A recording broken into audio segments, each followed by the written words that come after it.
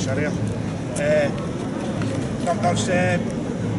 There's various reasons why people want to go to war, and what we're going to do rather than me just speaking for the life of this rally, what I thought we would do is that we could have a sort of open mic or an open invitation for people to come up and say why they are personally against war, or why they personally want to come on a peace rally, rather than me tell people how they should feel.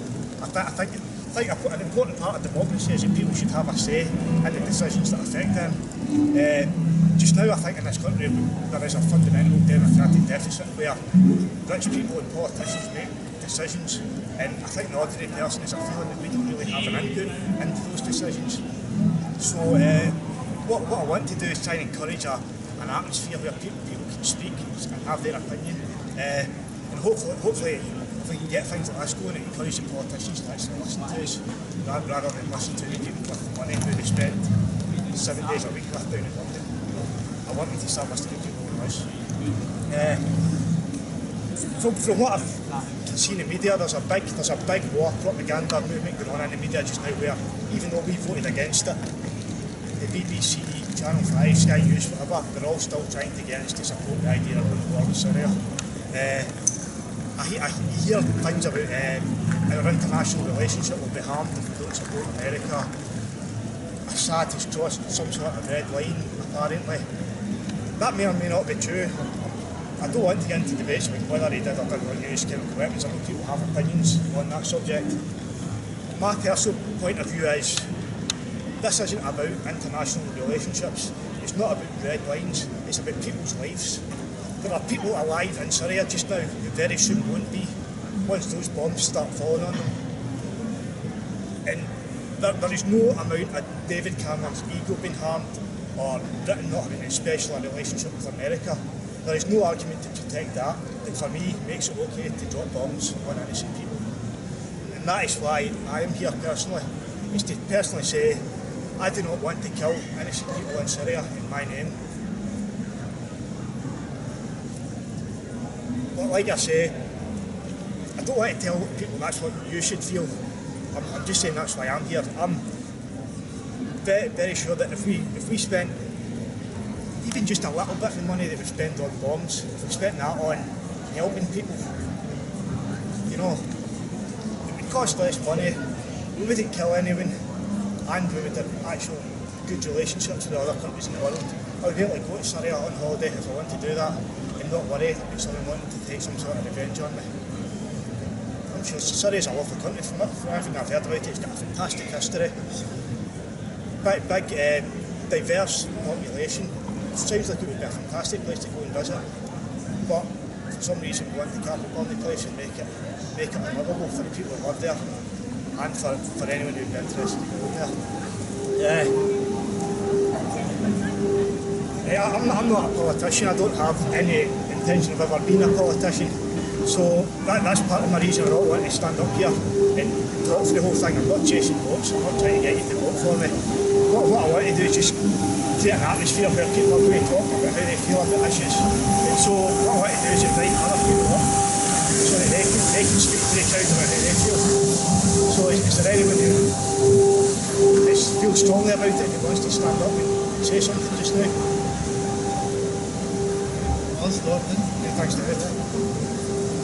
I'll say a few words after the man, why not? Basically, my question is how much is this thing going to cost? I think it's bomb. You know? 4 billion? 8 billion? 10 billion? Desert Storm cost over $400 billion. If that money had to be used, if those men responsible for directing that money could stand up and say to the people of Syria, okay, come, let's build a peace university. We need one in the Middle East. There isn't one yet. I have a friend here in Ogal who's been trying to establish one for the last 6 years. Let's start a peace university. Your hospitals, your schools, come, let's renovate them, build some more. Lots of hospitals, schools for everybody.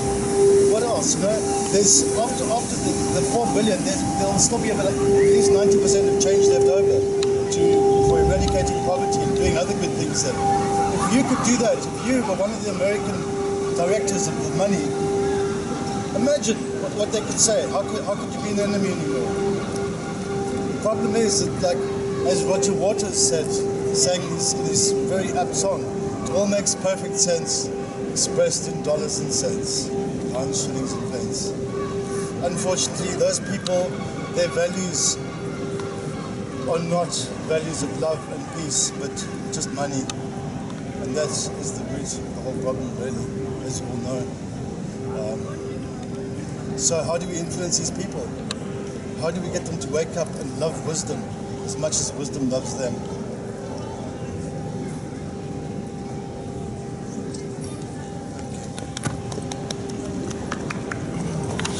Jesus, I don't even know what I'm going to say, man. Here, could you capture this? Yeah, sure. I've never done anything like this before. I run a small YouTube channel, so I'm used to talking to a camera. I'm up here. I was here a couple of weeks ago at the other rally, and I came here to sort of try and get everybody to say, stick to the no war. Last time we had people turn up with political placards and stuff. Put the political placards to the side, and everybody just unite under the no war banner. Stop dividing the people within the no war. I'm not saying anybody's doing that, I'm saying let's not divide people within the anti-war movement, because at the end of the day it's very, very simple to agree. Stop killing people. It doesn't matter if it's chemical weapons, love bombs or bullets, or you're sending over humanitarian aid or night vision goggles so you can see and kill them in the dark and then get away with calling it humanitarian aid. It's a joke, it's a scam. War is a racket, and it's there just to keep the military complex ticking over. And how do you solve it? You take yourself out of the system. People will call me radical. Stop going to your work. Stop paying your taxes as much as you possibly can. Get out of the system, man. Stop using money. It ain't easy, man. You cannot do it. It's a bit extreme and stuff, man. But if you want a solution, that is it, man. Money and usury, as soon as while they've got money and usury, every single one of us is a dead slave. Think how many more people would have been able to turn up here. I mean, look at what just happened in Parliament as well. That vote was no more than lip service, and here's the result. But 2 weeks ago there was 200 to 300 people. Now what? 10, 12? That's what's happened. That is the political manipulation that happened with that vote. Nothing's changed. Does it matter if it's Britain, France and America bombing the shit out of Syria? Or does it matter that Syria's getting the shit bombed out of them? I know, let's and as the man said, it's irrelevant whether Assad did or didn't use chemical weapons. But the thing is, you need the meme they're using is we're going to punish Assad for killing people. So let's kill people for killing people. It's retarded, man, and anybody who stands up and has the balls to say that in Parliament, there's no way that they can spin their way out of it. It's ridiculous. Everybody can see how ridiculous it is. So it's time to just absolutely withdraw your consent, withdraw out of the system. Do not vote. Your vote is more powerful not voting than it is voting it, because then the people who stand up there who kid on. And democracy's a sham as well. Democracy does not exist, man. See people who go up here and say, we need to vote, it's democracy. It's a lie, man. Democracy is not the answer. It's a joke. That is an absolute... That's what's given... They're sitting at a big table with a cake, and they're slicing this cake up between them and throwing the crumbs down on the floor for all us to argue over. Labour Party, Conservative, Socialist, whatever pigeonhole you want to put yourself in. We're fighting all over the crumbs. We've got the decisions they allow us to make for ourselves are irrelevant. In the grand scheme of things, irrelevant. The Queen has the power to kick David Cameron out if he does anything she doesn't like, and David Cameron has the royal prerogative or something, I forgot the name of it now, to do whatever he wants if he doesn't agree with the Commons or the House of Parliament. They're dictators by every sense apart from the name. Whatever they serve it up, do not listen to the words, watch their actions, because they'll stand up there in the BBC and tell you, this is just look at the Department of Defence or the Ministry of Defence. Do you know what it was called? It used to be called the Ministry of War, until they started the PR propagandistic bullshit spin, and now it's called the Ministry of Defence. I don't see them doing any defence. I see them blowing up innocent people for Shell, oil, companies, Israeli interests. Nothing to do with the British people. Nothing to do with the British people. So, I don't know, I've spent enough crap, so I don't know. So I think it's democracy, one way to do some will because people who want to actually all see and say, sorry, we're not ready to do that. You know, citizens, we're in a democracy, and we sincerely believe we'll be more responsible with our money, and rather take that money that we would have paid to them and pay it to charities instead. And the government's supposed to represent the people. That's what they're there for, but they don't represent them. That's why democracy is a sham these days, and it makes people so apathetic that nobody votes. And then the people that do vote and a bunch of Muppets, then the Muppets that do vote and stand up and say, well, we've got, because apart common law aside, every legal statute and stuff is meant to be enforced by law by consent. And any use consenting to this bullshit, I ain't consenting to it, so stop consenting. Next time the policeman stops you in the street, ask you your name, can you prove I need such a thing? Muck them up, man. See, if everybody just stops playing their game and entering into all these fraudulent contracts, then the system just evaporates. Granted, a few of you are going to have to spend a lot of time in jail, but then the system will just evaporate because the system won't be able to cope with enough people going, I ain't playing your game. Why do you think they call it a theatre of war? Because it's a game to these people, man. It's irrelevant. It's like numbers on a spreadsheet. They look at a cost-benefit analysis, not the fact that there's actually people dying. Do you know what I mean? And then you see the BBC, oh, this Christian village is under attack by these Muslims, Al-Qaeda and all this crap. Again, it's divide and conquer. They're trying to enrage this group, that group, this group, that group. Sack that, man. There's one race, human race. Let's unite and say, let's stop killing people. I mean, it's very, very simple, man. Even like the socialists, the Labour, the Conservative, that is all just an illusion to keep everybody. Can you imagine if everybody dumped the party? It's political parties. They go along for a party. It ain't anything serious. There ain't no decisions. They name it in front of you, man, as theatre of war, Ministry of Defence. It's all Orwellian double talk bullcrap, man. And everybody just listens to it and goes along. I mean, just listen to what they're saying on the news just now. They're coming out and saying Assad, if he used chemical weapons, is breaking international norms. They can't come out and say he's breaking international law because he isn't. The treaty, the chemical weapon treaty, Syria was one of the persons that didn't sign it. Why didn't they sign it? Because they need their chemical weapons to stop Israel marching in and taking the Golan Heights back. And yet they still fucking perpetuate this bullshit that it's a civil war. It ain't a civil war, it's geopolitics, and it's the grand chessboard, as Brzezinski calls it. And people need to be aware of that and stop giving your consent to these political parties and these people, these figureheads to represent you. Start going for people, individuals, man. Sack political parties, they're a waste of time. Democracy's failed, capitalists failed, communism's failed. It's all failed because it's political ideologies. You cannot live under a political ideology, they do not work. They're doomed to fail because they're an ideology, man. Why can't you just get a bunch of people sitting on the table and come to a common understanding, man? People would say that's communism, but it's no like, well, if you want to be a commie, go over to that country and be a commie. You need more checks and balances, the dilution of power. I mean, like, one step at a time. I would go back to city-states, ultimately, if I could click my ruby slippers and go back and get everything the way I wanted it. But ultimately, you need to take steps. First and foremost, sack Scottish independence. Let's get the UK out of the EU. Once we're out of the EU, then we can talk about Scotland coming out of the United Kingdom. Then when we're out of the United Kingdom, you can talk about Glasgow getting more power back for themselves, Edinburgh getting more power back for themselves, creating competitions between city-states, and then you've got a check. There's always, corruption's always going to exist, right? It's a fact. That's why capitalism fails. That's why communism fails, because on paper they sound great. On paper you would read it and go, hey, communism, great. Capitalism, great. But in practice it doesn't, because man is corrupt. So everybody, there's always going to be corruption. So how do you stop that corruption? You have checks and balances, and decentralisation of power is so as much as possible. So if one particular place gets so fucking corrupt, the businesses, the people jump ship and go elsewhere. So you've got a check and a balance to try and keep the corruption to a minimum, man. It ain't rocket science, and the people in power know this stuff, man. I mean, I've not got a hire to my name, and I can figure this crap out. So the people sitting down in Parliament to stand up there and give you all this lip service, even the anti-wars people, man, they're there just to appease the people. That vote down in Parliament is exactly that. Look at the result, man. You know what I mean? 200 to 300 people here 2 weeks ago, and now there's a handful. So it's worked. And unfortunately, it works all the time, man. I didn't even know there was a rally last week. Because I went on Facebook and read no war against Glasgow and Edinburgh. This came up on the Twitter. So, yeah, some people said there's been problems with them coming up, and they said, because they said, oh, we want to go to March, and I put it in, and I thought, oh, typical mind of Scottish, not doing anything. we had one.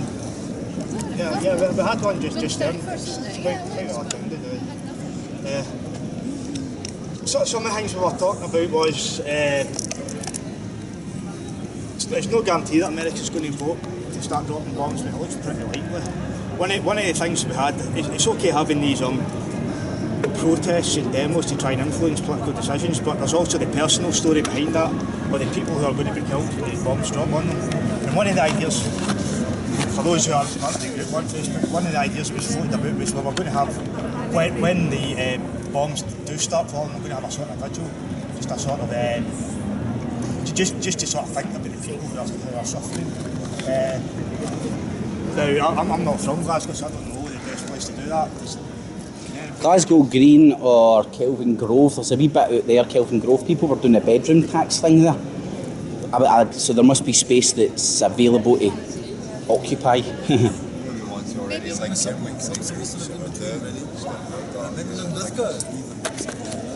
get a group just for Scotland, call it Scotland Colours.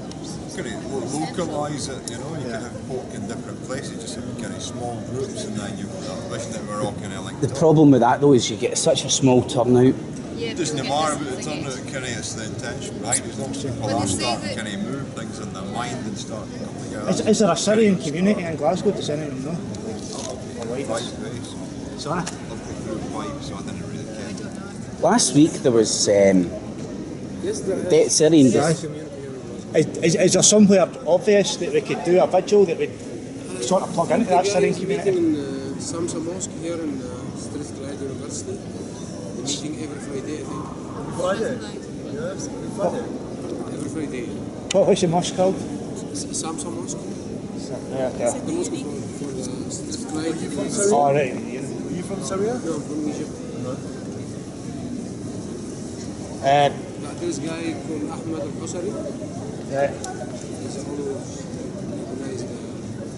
Do you know the latest development that's happening in Syria right now? Since yesterday afternoon, really. The Westerners who are left in Syria have, the majority of them have volunteered to be human shields. Aye. These places that America That's in have targeted Damascus. that they want to bomb, they're going to go there. So we need to stand in solidarity with those people. This They morning, want to do it, they're just trying to, the government's just trying to sort of like find a way to allow it. This morning they were reporting about the oldest Christian village town in the world being under attack by Al Qaeda, and it's like it's where they speak apparently the language that Jesus spoke. The oldest Christian town in the world, and apparently Al Qaeda, the nice FSA are in there. It's another wee thing as well, but it'd be good to kind of get some kind of voice for the kind of people like us in Scotland, anywhere really, to kind of find some way to communicate with people in Syria, to say like good politicians that represent us. Yeah. Probably already happening, but the more that can happen, the better, because it lets them see that, you know, kind of we care about them, all the people wherever you come to be. Pretty sound really, it's just the guys that talk to the class, so it's finding some way to link in. I'm in touch with a few of the Syrian Electronic Army, if you want to call them that, but they literally just try and get a lot of information out that's coming out of Syria, a lot of the videos and stuff, and they're obviously coming from a pro-Assad thing, me. Whether that's good or whether anybody's opinion of that, me personally, man, like I think Assad's got every right to defend his country right now, man. The thing that sticks in my throat is the fact that people are dying, full stop, man. Russia are giving them love bombs and bullets, and the US and NATO are giving the so-called rebels love bombs and bullets. Tyranny has kind of ruled the planet for a long time, and it's like, you're at that point where, yeah, maybe the bubble's going to burst, but it's going to get a wee bit extreme first if that's happening. So how do we approach tyranny kind of inside ourselves and in our own societies, and then all the way to the top? That's one of the big questions for me, really, because it's a state of mind that's kind of screwed the planet up and causing all these things. It's the other scam that's put into people's heads just now when they try and lie to you and say you stay in a capitalist society. It's nothing capitalist about a society. It's literally a corporate fascist society. It literally is. I mean, all you need is a dictionary and reading skills to go and read up those definitions, and it's a corporate fascist society we're staying in. I mean, it was Mussolini said that fascism should be called corporatism. They're the same thing. I mean, Hitler had the state ruling the corporations, so that was like a straight out fascism. Now you've got the corporations ruling the governments. I mean, literally, as the corporations are paymasters of the governments. No, there's no two ways about it. I mean, you only need to go and look in the House of Lords.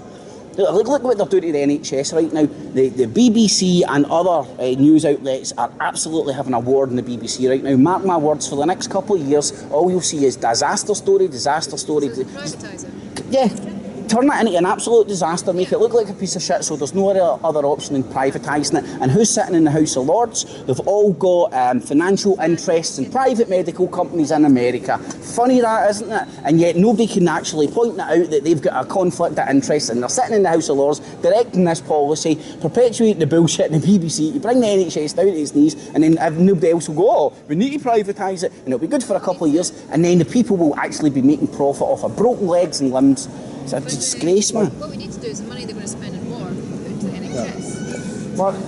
Well, one of the things that you spoke about is a democratic deficit in this country, and it's exactly that. It's these people with the money who own the corporations have control of the politicians just now, because they're down in London, they're constantly having meetings with these politicians 7 days a week, all the time. All the politicians are getting is the corporate interests, whereas our interests aren't really that well represented, because maybe the MP will call a surgery once a month where he'll talk to a handful of people, but the whole rest of the time all he's talking to are these corporate owners and the lobbyists.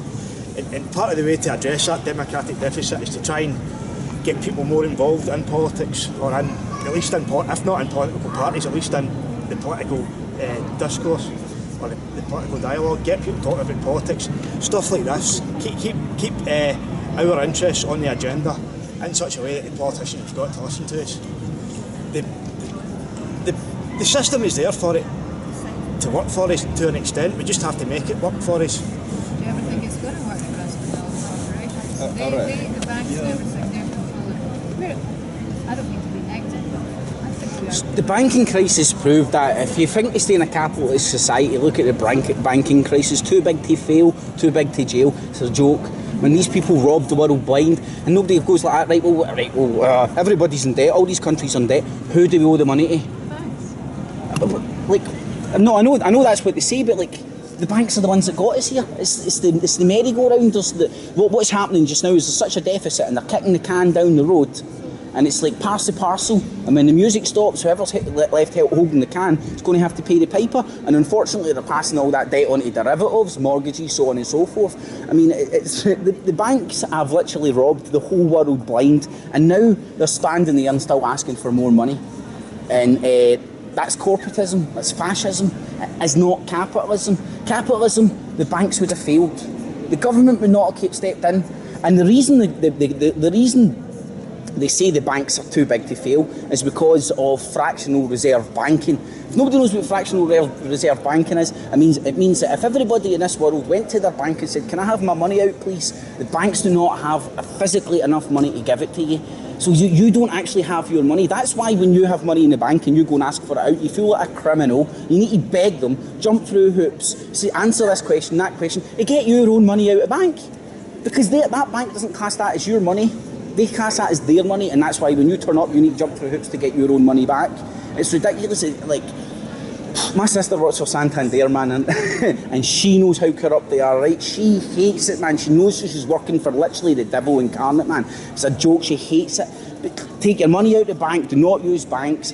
I mean, even local credit unions are even better than using the big corporate banks, because they do not give you your own money. They do not think your money is yours until you physically have it, and even then you need to jump through a million hoops. I don't know, man, I've talked enough rubbish. At the end of the day, the main problem is, what is the biggest business on the planet? What's the biggest industry on this planet? It's the arms industry. The second biggest is the pharmaceutical industry. The third is the oil industry. And who owns them all? The bank owns them all. Exactly. But if you think of it, the arms industry is basically run by 8 men. They own virtually all the arms companies on the planet. So if any of us were one of those men, in order for us to keep earning money, our products need to get used. So these people sit, and even this war now with Syria was planned at least 8 to 10 years in advance. At least. They just, all they're doing is finding an excuse. Eventually, going to Iran as well. Exactly. Iran's the next Exactly. It's the new American century. And look at that John McCain. Libya, the thingy to Iraq. John McCain's sitting, right, and he's got shares in, I can't remember the name of the company, but it's the company that makes the Tomahawk cruise missiles that are just about to lob into Syria. Now, since this talk of the war in Syria, the stock of that company has risen and made John McCain X amount of money. And who do you see all over the American press shouting for war? John McCain. See what I mean? And it's there for anybody who wants to see it. Yeah, it's incredibly obvious these days. I mean, that's going on. It's like, well, what's the solution? The only solution I can see is for people to stand up, kind of way, kind of consciousness, and kind of actually form kind of new political party that is going to catch the attention. And that needs to be formed mostly of women, I think. That's what the Dalai Lama said as well. The balance, but definitely kind of strong sort of women there, definitely. But it's only why, I don't know, Scotland's possibly a place to kind of start that. We've got a chance next year. It's not going to be easy, but it needs kind of people who really kind of understand the kind of deeper kind of purpose of life to get together and actually do something and come in, because it's just other folk that are going in for more conflict, you're just getting more of the same, really. It just keeps it stagnant. Don't know how that's going to be, but it's kind of managed to do it in Iceland to a certain degree, so the chances there. The last time I spoke to, now I get this wrong, a member of the MSP, can't remember his name now, it was up in Cumbernauld, and he was having a surgery for carers and stuff, and I just crashed it and I was asking him a few questions. Now, the dude didn't look any older than 25 to 35. I was just asking him a few questions, and was talking about the economy, and I mentioned to him Iceland, and he didn't have a clue. And this guy's sitting in the Scottish Parliament, and this guy doesn't even know what's going on in Iceland. And then when I started asking him a few bit more probing questions, his handlers came up and asked me politely to leave. But that's the people that are up there trying to represent you, and you ask them a genuine question. And if you don't like it, you get chucked out. That's not representing the people. Well, when I first turned up, I was like, I want to interview him. Why do you want to interview him? You're a carer? No, I'm here representing carers. So eventually, like, she was like, right, it's going to take ages, he's here for a couple of hours. So I hung about outside and started interviewing people going in. So she didn't like that. So eventually she was like, oh, I've managed to get you 5 minutes with him. So I went in, had 5-10 minutes with him. When I started asking him questions, he didn't know the answers to, like, Iceland. I mean, like, I'm trying to, I think it was just after Christmas. And I quite follow all sorts of politics, so I'd have been hitting him with all sorts. And he didn't have an answer to anything I was saying. The older people came in, he needs to go and do this, and politely asked me to leave. He also wouldn't go on camera doing it either. And it just goes to show these people, even the Scottish Parliament, do not have a Scooby-Doo, man. They're there on who they are, who they paid, what club they were in, who they had a pint with, and what secrets they're keeping. That's exactly what I'm saying. You need a bunch of folk with different level of consciousness to kind of move in there, and that just takes time, but it needs to start somewhere, you know. Otherwise it will only change. We're sitting here in 10 years' time, still saying the same stuff. That's why I think it's individuals and not parties. Because the parties just... Yeah, but that's where you need a party to kind of empower the individuals who actually care about people in society to kind of move in there. And it's no, they're not going to be dictated with corporate. There is a way kind of through all these things, but you've kind of got to have a more expanded vision. Yeah, no, I would rather have a group of people who are individuals and within that group and all have slightly different views. Right? Might be all be pulling in the right direction. I mean, like, the way things are just now, it's not hard to be pulling in a different direction. Things are a piece of shit, whatever way you look at it, whether it's jobs, war, whatever. So it's quite easy to get a group of people that are pulling in the right direction. They'll disagree on a hell of a lot of other things, but then you don't unite under this one party goal and this one common vision and stuff, because that's when it gets ideological, and then that's when it's going to hide into nothing, I think. Depends on the foundations, really. Is there anybody here got any kind of direct kind of connections with Syria? I've got a friend in Aleppo, a pharmacist. Yeah. Just thinking, any tangible kind of insights. Well, I've got a friend of mine who lives here in Scotland, met us out. Keep the focus. I've got a friend who stays in Canada, but all his family's in from around Lebanon, Syria and Jordan. So he's in contact with his family and gets word back and stuff. It's getting good kind of clear, unbiased information with kind of media channels, because it's all biased one way or another, so it's kind of getting a clear understanding of what's really going on inside the country for starters.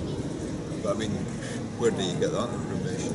Well, I think the information you need about Assad using those chemical weapons are all staring us in the face. And if you watch the news and stuff, man, it's so obvious. UN inspectors turn up and Assad use chemical weapons. Now, chemical weapons are only effective if you have like a front line in a battle force, right? Us and them. See if you're in an urban scenario, you don't use chemical weapons. Now, listen to this, you'll hear it on the news, and I bet you everybody's repeated it. Assad is gassing his own people. Now, listen to that statement and listen to how absurd it is, right? This guy's in a so-called civil war, he's fighting in his country, he's got forces opposing his forces, and he's got people who by the reference of he's gassing his own people, you would assume that are loyal to him, and he's gassing them. Are you having a joke? And you have Obama and Kerry standing up there and saying that and trying to get themselves taken serious. I'm sorry, when a politician stands up in front of me and goes, Assad is gassing his own people, that's all I need to know they're lying. Stood up 8 days ago and they admitted that it was them anyway. They admitted it, that it was given to them by the Saudis. The English had a hand in it as well. Yeah, 10 months. And they Bandar gave Bush. the rebels. The rebels weren't used to it. They didn't know how the stuff works. So they That's what they said this for Arend, and I heard it as well, and they said that different instructions. exactly. So while they were handling it, moving it around, they set off 2 of these things by mistake, and they've actually stood up 8 days ago on YouTube and they've made it public and said, like, listen, we're really sorry, but this is how it is, and they've told the truth. And it's Bandar Bush for Saudi. Yeah. It's Bandar Bush had a meeting with Putin, and they offered them deals with Gazprom about gas, and Putin knocked them back. And Bandar Bush's threat to him was like, because Bandar Bush, Saudi controls the jihadists apparently, and apparently he's threatened them with attacks on the Winter Olympics in Sochi or something. Now that's got absolutely no press over here, but it's everywhere else, especially over in Eastern Europe and stuff. And Bandar Bush obviously got his name isn't Bandar Bush, he got his name through his close relationship with the Bush family, and it was the Bush family themselves that actually termed him Bandar Bush, and the press use at Bandar Bush is that tightly knitted with the Bush administration at the time. What's your name, bro? Craig. Craig. What is it? How you doing, man? Can I have some of your water here? Of course you can, buddy. Thank you. Thank you.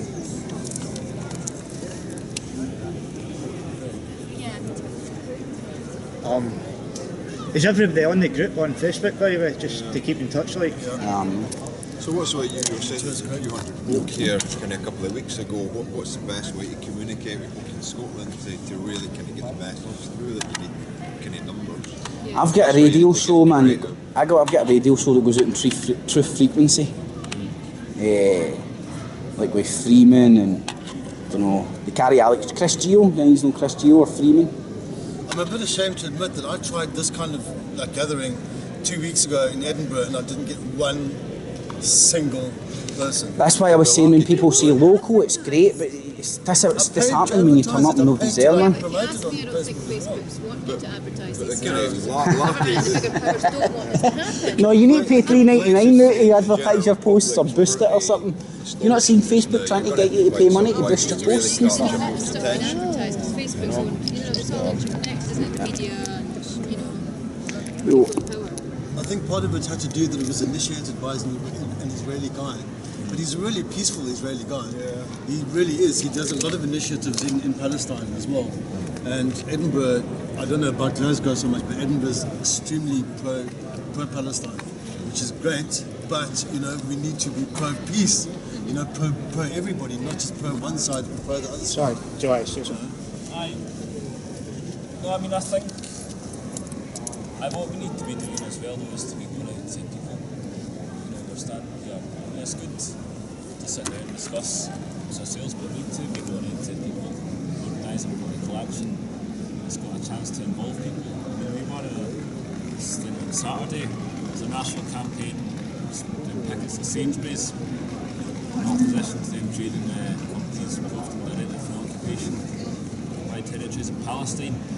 When we were outside Sainsbury's down the army and the placards and the banners and leaflets and literature to try and involve people, and I think that needs to be where the focus is. I think the individual thing is a good idea, but we need to be taking some sort of militant, lively action. Peaceful. It's both. Yeah, you've got to get balance. What's happening? I think we need to be producing literature and things that can actually take away and speak to people. would be easy to get printouts pointing out like the CIA that used chemical weapons and gave them to Saddam Hussein and just absolutely Those comments on Facebook yesterday, but I Britain's was you. already Yeah, involved to a massive extent. You know, Britain's hands are all over intervention in Syria, still in Iraq, Afghanistan, Palestine, Libya, Mali.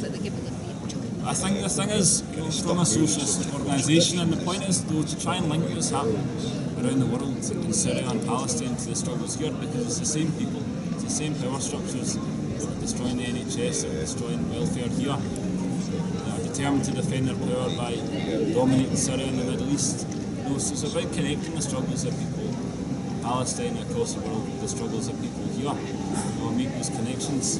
But I mean, it's no easy way of doing it. Just need to start. Wow. And the thing is, you know, already people are making massive sacrifices and struggles in Egypt and Palestine across the world, fighting back. You know, we need to draw inspiration from that. You're right, but it's going to take those extremes to actually get something changed. Yeah, exactly.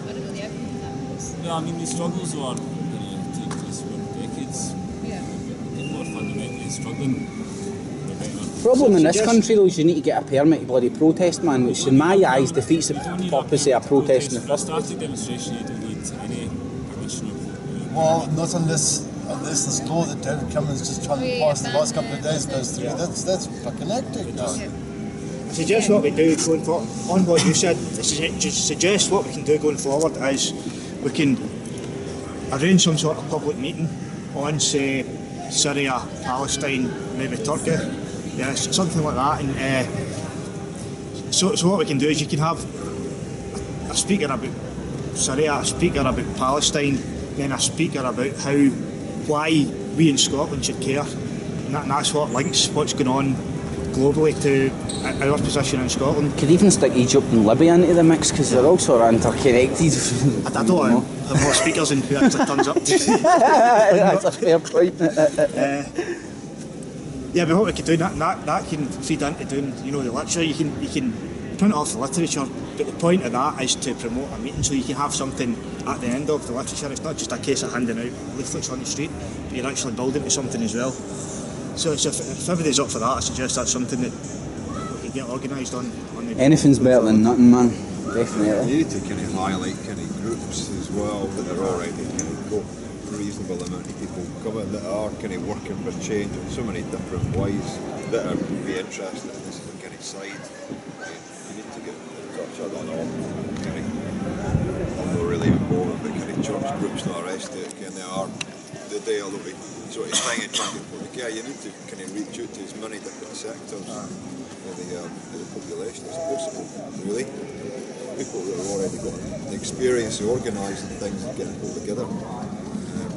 I know there is another demo here next week, somebody said, about what's going on in Egypt.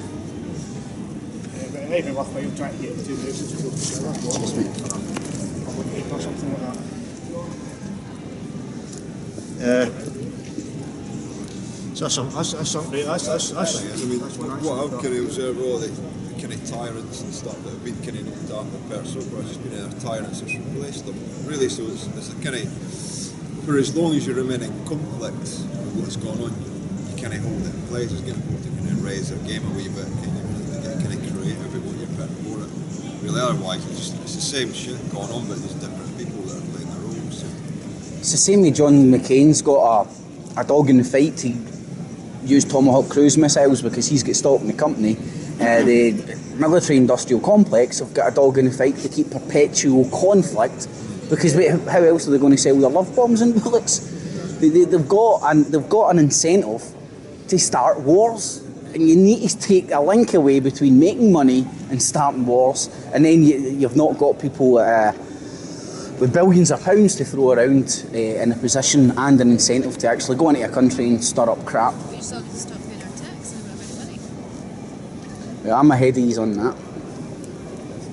Peaceful non-compliance, man. Don't comply. Just don't give them your money. That's all you're good for them, man. What you need to get through all these people Yeah, no, here but that are in the they slightest bit interested, really. It's like, how do you start kind of making inroads into their that? sort of mind up to know? That's where you need to get really creative. I mean, there's probably a few thousand folk in Scotland that came that, but you get tens of thousands of people. That's where there must be a few decent kind of journalists out there. You need to get articles in newspapers. You know, a lot of them are crap, they wouldn't entertain it, but you do need to actually start making links in. Maybe you need to make your own newspaper. That's it, kind of adverts are alright, but you need to actually get an article explaining yourself so people are going to read something, because people, that's where they get their information. The medium of art and music is also very, very powerful. Yeah, it's capturing folks' kind of imagination. That's what you've got to do first, and then get the message through under the radar. Because there's stuff about bullshit. You condition to read it, so you need to kind of use that kind of channel to kind of get into their minds first of all. Well, I'm using my YouTube and my radio to do that. Yeah. I was also. Right. You've already got your what you need to kind of reach and get what the internet tuned into what you're doing already, and that's what you need to use there. Kind of information channels. Kind of you kind of got to get kind of clever. Well, I was down in Bilderberg, down in Watford. Was it June or July? I can't even remember now. I was there, man, and I ended up got on Press TV. Which was quite a bonus. Granted, you can't even get that anymore unless you've got the internet. They've took that off all the satellites. Speaking to that Charlie Skelton, the Guardian dude, the Guardian journalist. He's there covering Bilderberg, just gatekeeping a lot of information. Then me and this other dude got a hold of, is it Gupta Singh Gupta or something, the Channel 4 dude. The young Asian looking guy on Channel 4, and we got a hold of him and we were asking him questions and stuff. We got him to admit that basically Channel 4 takes state funding, right?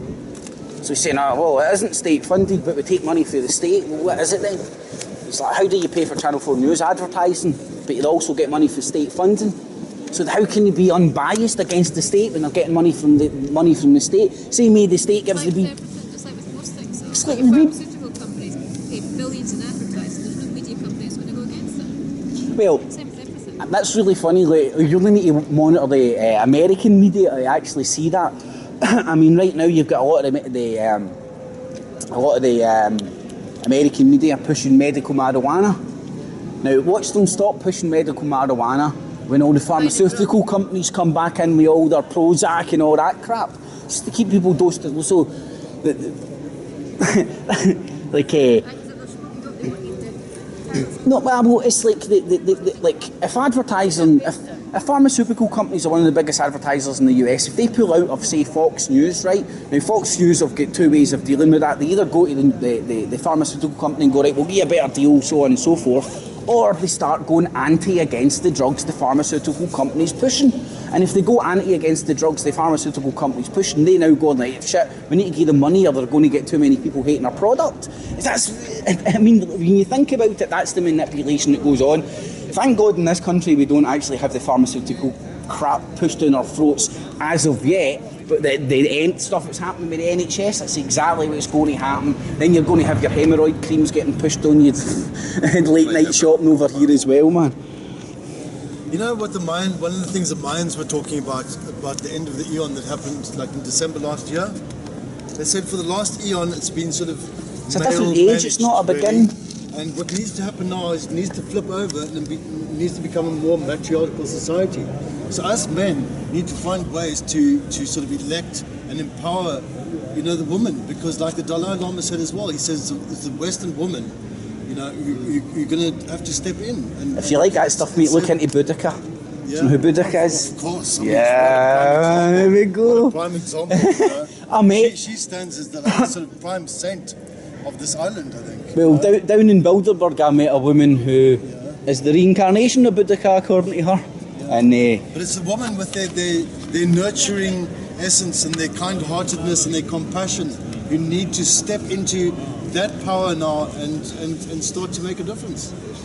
And we men have to have the balls to allow them to do that, to stand back and help facilitate that. It's along the esoteric route of the feminine and the male. You know what I mean? Because it's a different age, it's meant to be transferred from one age to another. Yeah, that's a shift, and we're seeing all that kind of going to masculine and perversity, because that's what's playing out. It's not women that are making these decisions to kind of go places. It's all these kind of crazy systems at the top. They're not even